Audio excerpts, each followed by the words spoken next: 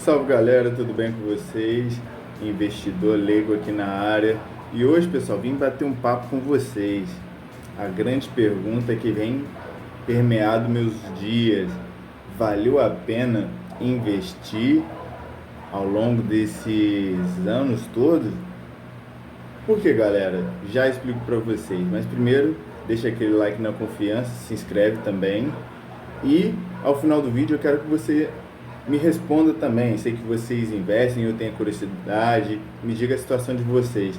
Valeu a pena investir esse período todo, abrir mãos de sonhos, desejos, vontades e toda a complicação, né? A gente fala muito de carteira, a gente fala muito de quanto eu aportei, como minha carteira sobe, desce, qual o ativo, mas a gente acaba esquecendo de falar um pouquinho da parte pessoal, né, das coisas que acontecem nos bastidores. Então, queria que vocês relatassem aqui também nos comentários se valeu a pena para vocês investirem, o que vocês tiveram que abrir mão, o sacrifício que vocês fizeram. E hoje, né, essa vai ser a minha deixa aqui. Então, se você já curte esse tipo de conteúdo também, vamos lá, deixa o like e vamos embora. Então, começando, galera, vocês podem ver aqui na minha tela que atualmente, né, tem uma faixa de uns 120 mil investidos. E o que isso me traz de reflexão? Que boa parte do meu patrimônio está aqui, ó, em fundos imobiliários. Eles me pagam uma parte de renda passiva sem eu precisar trabalhar, né? Aproximadamente ali uns R$ 800 por semana, tirando da renda fixa, que dá 1%, mais uns R$ 140, então dá mais ou menos uns R$ 1.000. Né? Tem a valorização das ações, tem o Tesouro Direto, então fica nessa faixa de uns R$ 1.000, R$ 1.010.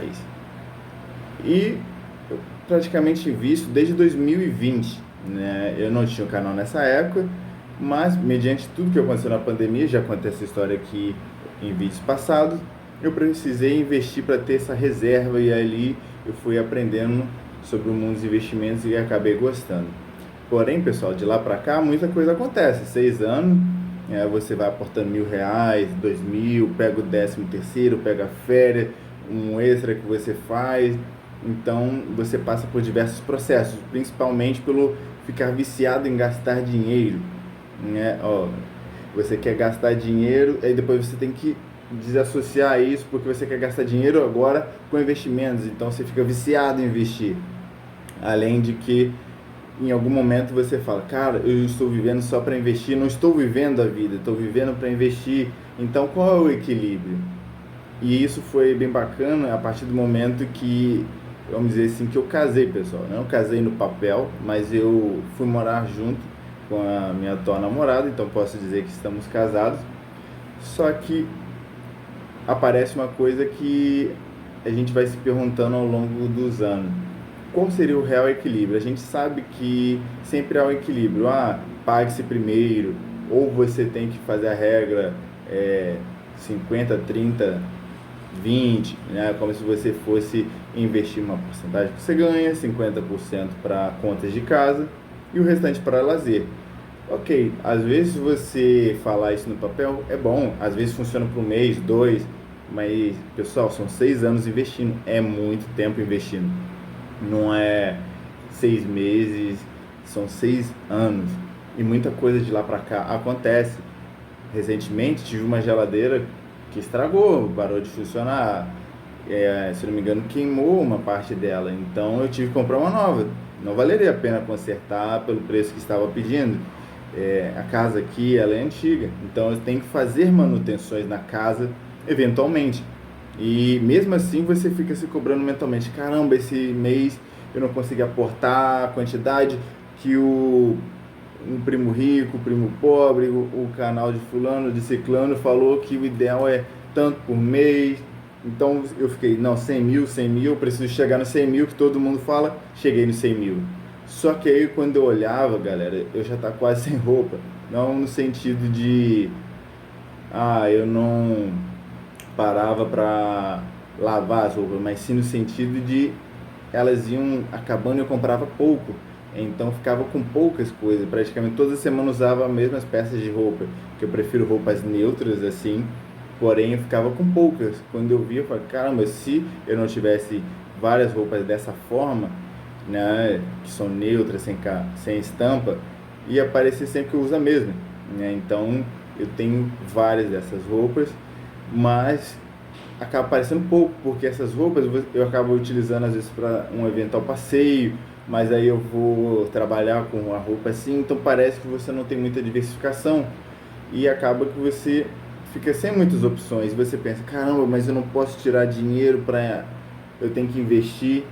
E aí a gente sempre pensa no que é tudo falado também por todo mundo, renda extra. Então corri atrás também como professor, dá aula particular, pega esse dinheiro, investe. E pessoal, chegou um momento em que eu falei, eu estou trabalhando muito, né?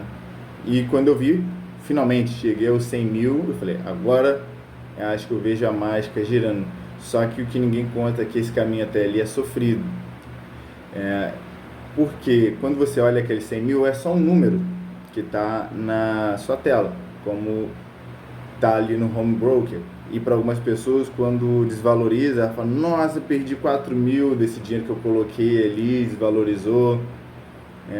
Então, nem sempre vale a pena investir todo o dinheiro que você tem, né? E nem sempre vale a pena você deixar de não investir.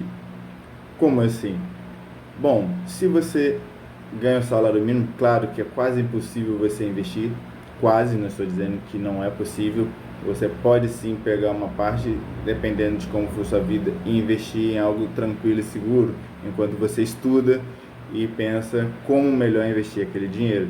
Conforme você for evoluindo na carreira, em determinadas áreas, você pode investir um pouco, mas isso significa que você deve deixar de viver, passear, ou às vezes tomar um sorvete, galera. Às vezes eu fico pensando, pô, um sorvete é R$ 10, já dá para comprar uma cota, né? Ou se eu tenho que comprar uma geladeira, como foi o caso, eu passo no cartão, eu falo, caramba, vou ter que ficar 10 meses pagando, que, mas eu posso tirar o dinheiro dos dividendos e pagar, mas fala, não, esse dinheiro dos dividendos. Então eu vim trazer essa reflexão de que a vida de um CLT, um brasileiro que acaba investindo, ela entra em diversos conflitos, né? De alguns deles que eu citei aqui, você precisa fazer reforma em casa, então você pensa, vou tirar do meu salário, mas caramba, às vezes o salário aqui ele tá contadinho, e a gente sabe, galera, que não é para planejar uma viagem, a gente está falando de planejar a vida, porque uma obra em casa, que acontece um problema repentino, acontece, e parece que vida de pobre sempre acontece alguma coisa durante o ano. Não adianta pensar, o gás vai acabar, vai surgir um problema de saúde, vai surgir um móvel que estraga, vai surgir uma reforma de última hora que você precisa fazer, algum vazamento. Claro que tem coisas que você consegue fazer, porém há coisas que não, galera, que você tem que chamar um profissional, senão pode ficar algo pior. Então a gente fica se cobrando muito de precisa chegar aos 100 mil, e quando chega lá algo muda, de fato você tem mais dinheiro na carteira, você tem uma certa tranquilidade, mas você percebe que aquilo ainda não compra a sua tal liberdade financeira. E você, dependendo, se for uma pessoa humilde como eu, trabalha e não consegue aportar 3 mil, 4 mil, como muitas pessoas conseguem, né? Porque algumas áreas permite que você tenha essa maior flexibilidade de aporte, porque você acaba ganhando mais, ou a pessoa tem uma vida um pouco mais tranquila e ela consiga fazer isso. Mas, pessoal, para quem tem filho ou tem casa e outras coisas, percebe que não é fácil. Mas faça isso durante 10 anos e depois você vai começar a ganhar 2, 3 mil de dividendos e aí então você vai poder viver. Galera, será?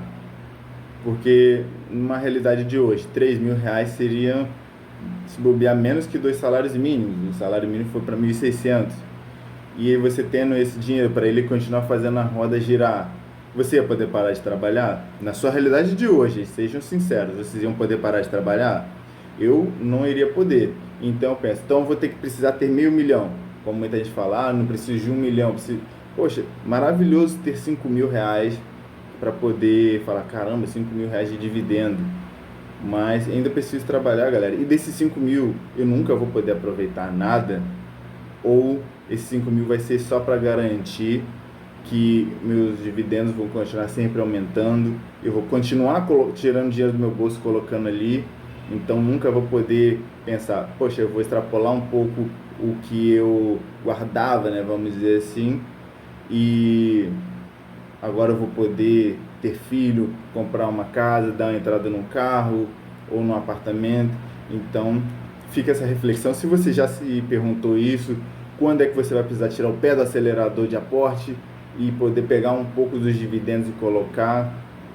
Se você é trabalhador, também chega uma certa quantidade de dinheiro e já passou por esse pensamento, poxa, hoje em dia tenho 600 mil, já fico tranquilo, né? Como é que foi sua reflexão? Conta aí para mim nos comentários, porque estou muito curioso para saber como é que é a experiência de vocês, para quem já passou, está um pouco atrás na jornada, está muito à frente. Então eu queria que vocês compartilhassem também, para a gente poder trocar essa ideia e tá aqui um pouco do meu desabafo, né, em relação a isso. Espero que vocês tenham gostado e até o próximo vídeo.